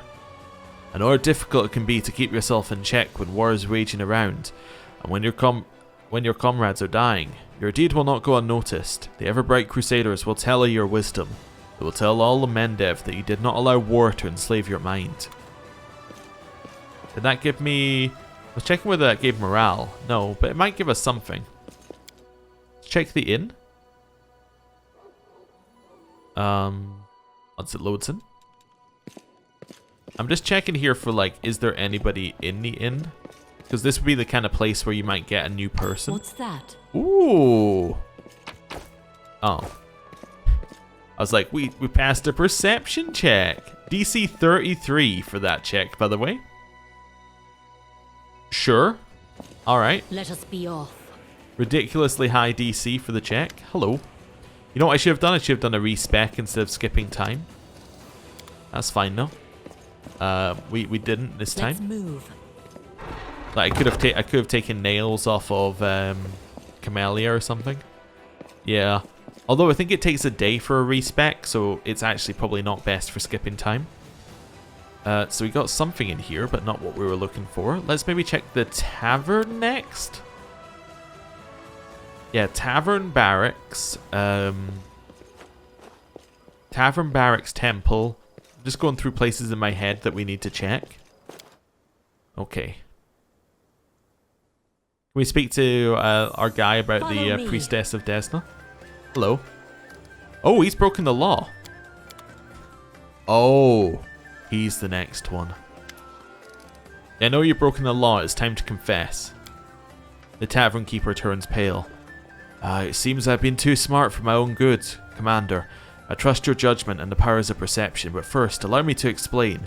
After you caught the false priestess of Desna in the act, I started selling powders and potions in her place. I gather someone told you this. That's not what you think. Valenia, the imposter priestess of Desna, sold all sorts of worthless stuff. She had quite a few regular customers. When you, Commander, finally got rid of my tavern of her.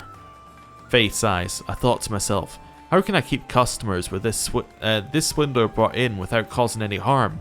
So I stocked up on vials and powders and hinted that I would find a replacement for Valenia's goods as a bonus. They no longer had to listen to her god's awful songs as a cover. Want to know what I really did? I sold them crushed chalk and dyed water. I don't know what the customers did with them, but I never received any complaints.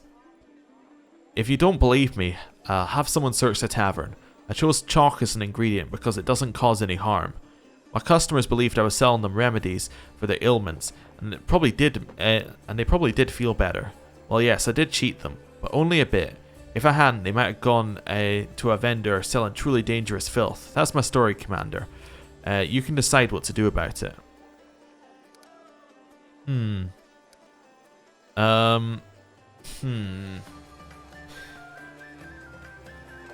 Well,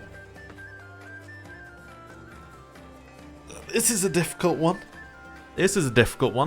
The top option is obviously correct. Like that one's correct as per the Aeon law. He'll be imprisoned. Or I can pardon him and he can continue selling his powders. Or you'll be pardoned if you donate the ill-gotten gains to the crusade. Well, that's not the rule of the law. It's a compromise, but it's not the rule of the law. Huh.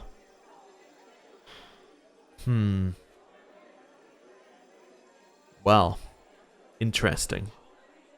How are we gonna handle this? Alright, let me go through my options here. Continue selling the powders is out, right? So 2 is out. I'm between 1 and 3. 3 is a compromise answer. One is that I'm following the Aeon's rule answer. Can I quick save before and double check that that's the Aeon's rule? Probably not, right? No. Can't quick save here. I made my decision. You are hereby sentenced to prison for fraud and violations of the rules of trade. You also give us the names of your customers, and we will also see that they are dealt with. Best you gather your belongings and put your affairs in order, as you will shortly be taken into custody. Faye, who has remained calm as possible, cannot hold back a cry of despair. But Commander, such a severe punishment for such a small deception for the good of... Oh, and I knew I shouldn't have done it. He just disappears out of existence. Oh my lord. Wait, that wasn't one of our things? Let me just check. So... engages in fraud or breaks agreement shall be sentenced to imprisonment. He did. We've done it. Do I feel good about that one? No. And we've now permanently lost the shopkeep. Can I release him? When's our last save? I don't know. I was looking at my phone to check the time, and I was like, but this doesn't tell me the time. This tells me in-game time. Is this right after I just made that decision? Yeah, it must be. So this is right after I made the decision? I don't even notice when I click quick save anymore. It's just that ingrained into my brain. It happens. The game just saves every now and again. Right. So this is after. If this is after, I can go to before. Let's see. This is before. Okay, I did quick save right before. Let us If we never run into the issue... The thing is, it didn't give us a quest trigger on it. Which makes me think we don't have to confront him. But then the shop will be gone forever. Okay, right. We've got a quick save before. Let's do this. Right. We'll send him away. We'll check outside. We'll go check the thing. The prison. Maybe we can release him. So, put him in prison. It says he has to be in prison, but it doesn't say for how long. So we can then just be like, and now you're free. Problem solved, right? Let's move. I'm not sure that's the way it works, but yeah, we'll try it. Alright. In here we go. So, into the prison. Say hello to Nura on the way past. Follow me. Hello. Why did I confess? I'm such an idiot. But now we can't buy his equipment. Now we can't buy his equipment. Oh no. Now what do I do? Now what do I do? I don't know. I guess we have to commit. We're an Aeon. It's what we've done. It's done now. Okay, I made my choice. We can't buy those goggles that looked really good. It's just not possible. Okay. Well, interesting. Wonder if there were any further consequences of it. Right, continue investigating this place. We're just basically running around seeing if anybody else is glowing blue. Maybe there'll be a new cavern keeper. Maybe they'll just spawn in later. I don't know, and then they'll sell the same things. Probably not. Let us be off. Nobody down here. That's where Lan usually is. What are you doing? Why are you trying to break into that place? There's Lan. Hey Lan, you got anything to say? No? Okay. See ya. Lan's pretty cool now. He's like, nah, I've dealt with my problems. Don't need to worry about anything else. You know what? There we go. Expeditious retreat. Ooh. Oh, there's somebody up here. Into the barracks. And... You know what I just realized? If this guy gives me a quest, I'm going to reload. Yeah, if this guy up here starts the next quest, I'm going to reload. because that way he'll be the next one we need to speak to. I'm just going to click through these quickly. Oh wait, no, this is my staff council guy. Oh, never mind. Right. Let's speak to him again.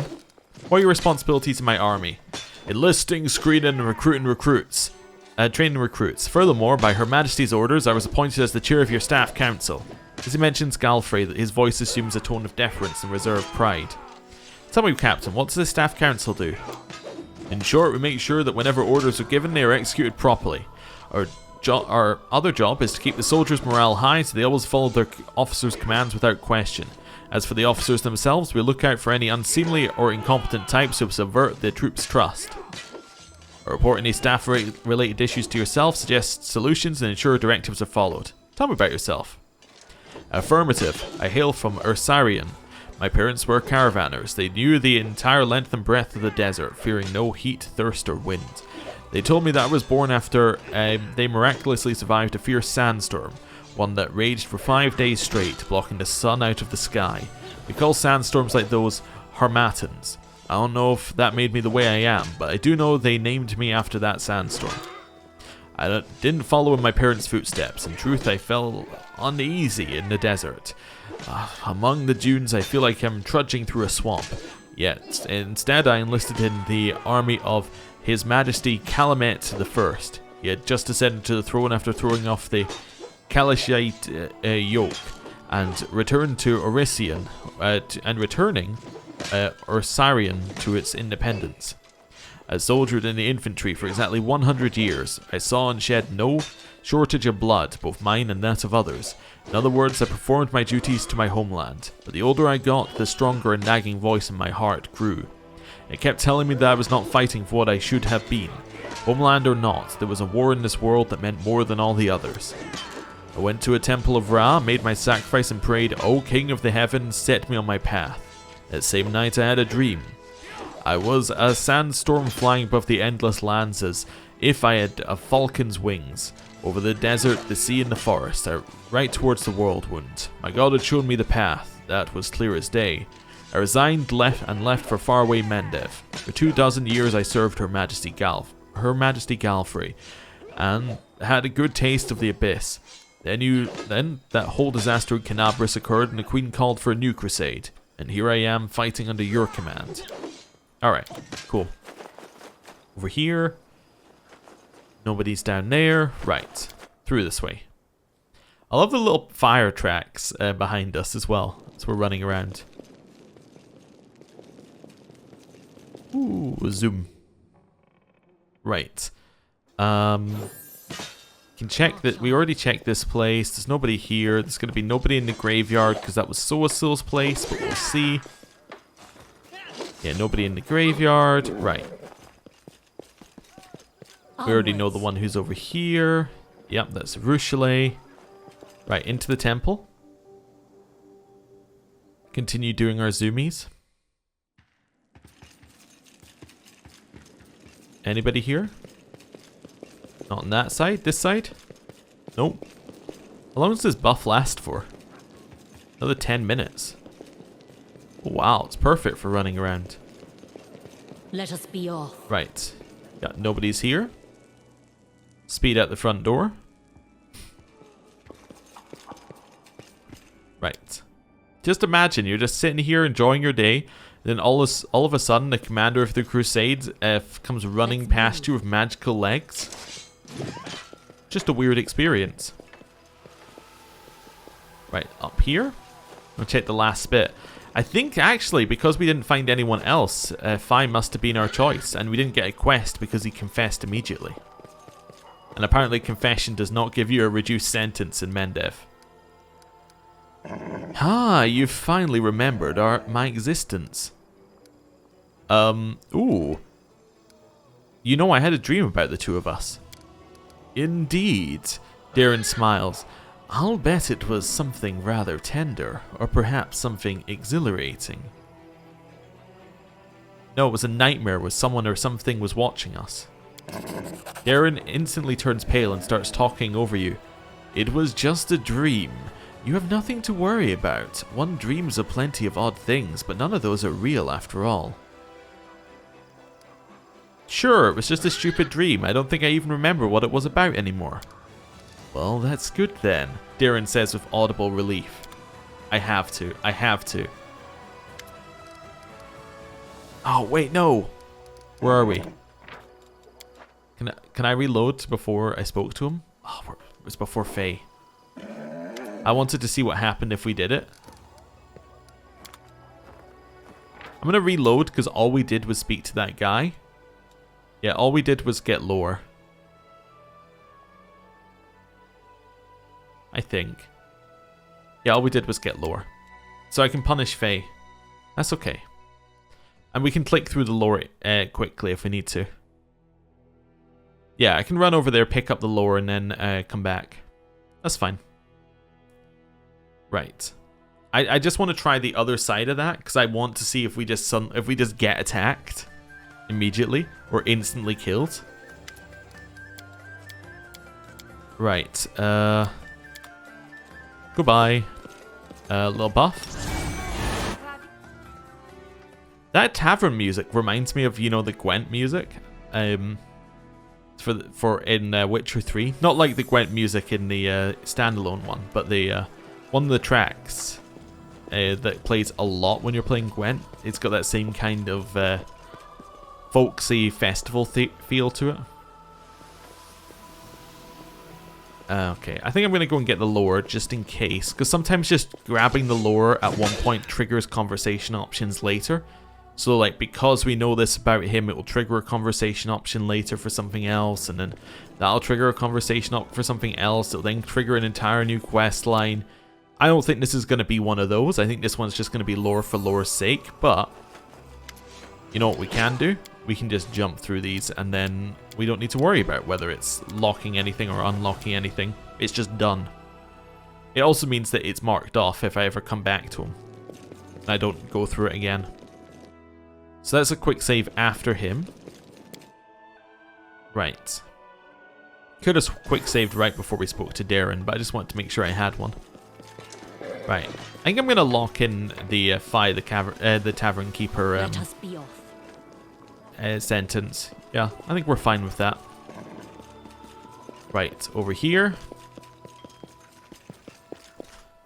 Go for it. Hey. I don't think it was just a dream. Perhaps it has something to do with your secret and what happened at Heaven's Edge. No, don't. Darren's words die in his throat. His eyes go wide with terror and he starts visibly trembling. Then someone else or something else steps into the light. Oh ho ho! It immediately takes us to something else. We just have to fight this? The other? Oh, that's cool. What level is it? 40! Holy moly. Summon. Wait, there's a rift out of here. Can we take it? Nope. That's our way out if we can end the fight. We got out of the instant kill. I mean, that's a positive. Searing light.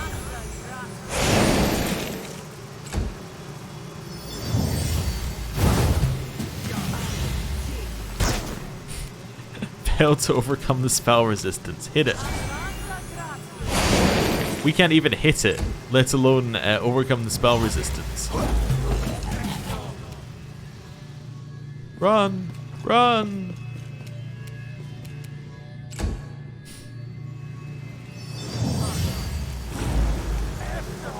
It's continuing to just eat its soul on the way past. Aha. Yeah. You don't realize that I can just run over here and hide in this corner. Now what are you gonna do?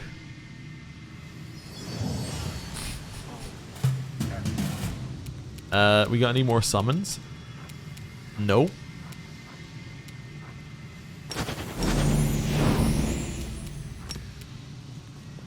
Zap it. It's immune to the divine zap. Okay, okay. I got you. I got you.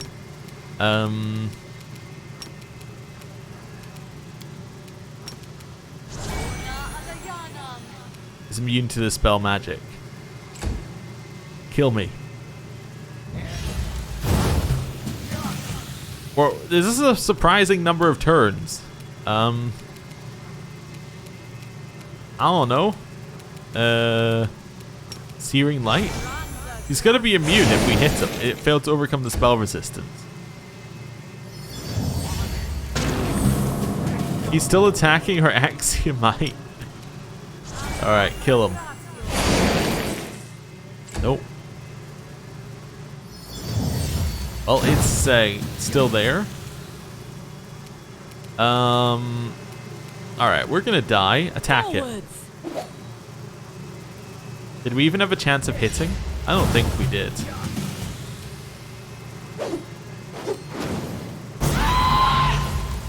We succeeded in our fortitude save? Hit it. Oh wait, it's dead? Or it counts as undead, therefore Finian can't hurt it? Yes, it is undead, so therefore Finian can't hurt it. We can't even use our weapon to hit it. Oh no. Orders Wrath? Okay.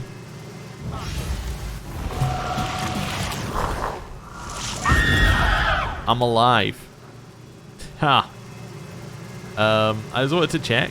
What's its spell resistance? 40. Nice. So spells don't work, weapons don't work.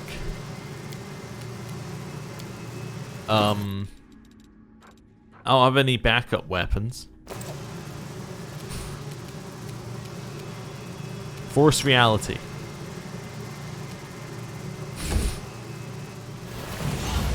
Alright, we're held. Yeah, I know we're paralyzed. I'm wounded. Yeah, you can't eat my soul. I'm immune. Yeah, I'm still immune. We won't falter. Alright.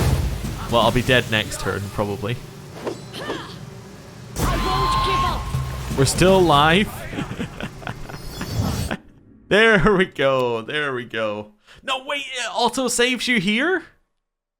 Oh, We will be victorious. wait, you can soft lock yourself. That is vicious. If you only have one autosave on, and you haven't made a manual save, you can soft lock yourself. What? That's crazy. Okay. Why would you not make the autosave before you make the choice? Okay. Well, I think we still tell Darren about it, and then we go, oh, it was nothing. You know.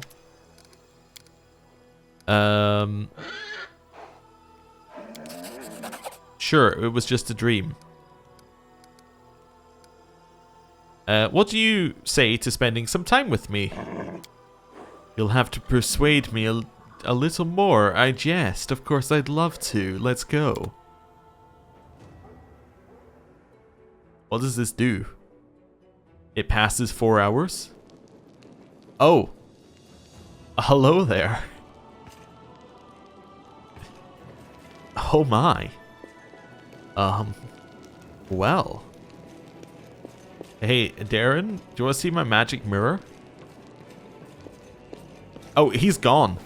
He doesn't hang around, apparently. Okay. Well. Okay, then. Let us be off. To the streets. I'll keep looking for this last one. We only had one last area to check, which was behind Camellia anyway. So let's do that. But, okay. What an option. Let's move. He just disappears out of existence. Right. Back down here. Guess it doesn't expect you to immediately go back into the room after leaving the room. Follow me. Hey, Darren. Sup? Hey, Darren. Okay, so that's a way to skip 4 hours if we want to. Good to know. Camellia? No? Okay. It's fine. Can't ask any more about our amulet, of course. Right, I think we have been everywhere. We've spoken to everyone. There's nothing else in here. Which makes me believe that it has to be, like, something else that triggers the next stage of the quest. So we probably didn't need to imprison our tavern keeper, but, I mean, I've done it now, so, like, there. We followed the rules, as we are being told to. Nope. Okay. Well, I think what we're going to do is we're going to walk out here. And I'm going to end the episode there. Thank you for watching. Next time, we're going to head out. We're going to go out into the world, and we're going to do something else. So, thank you for watching. I'll see you next time. Goodbye.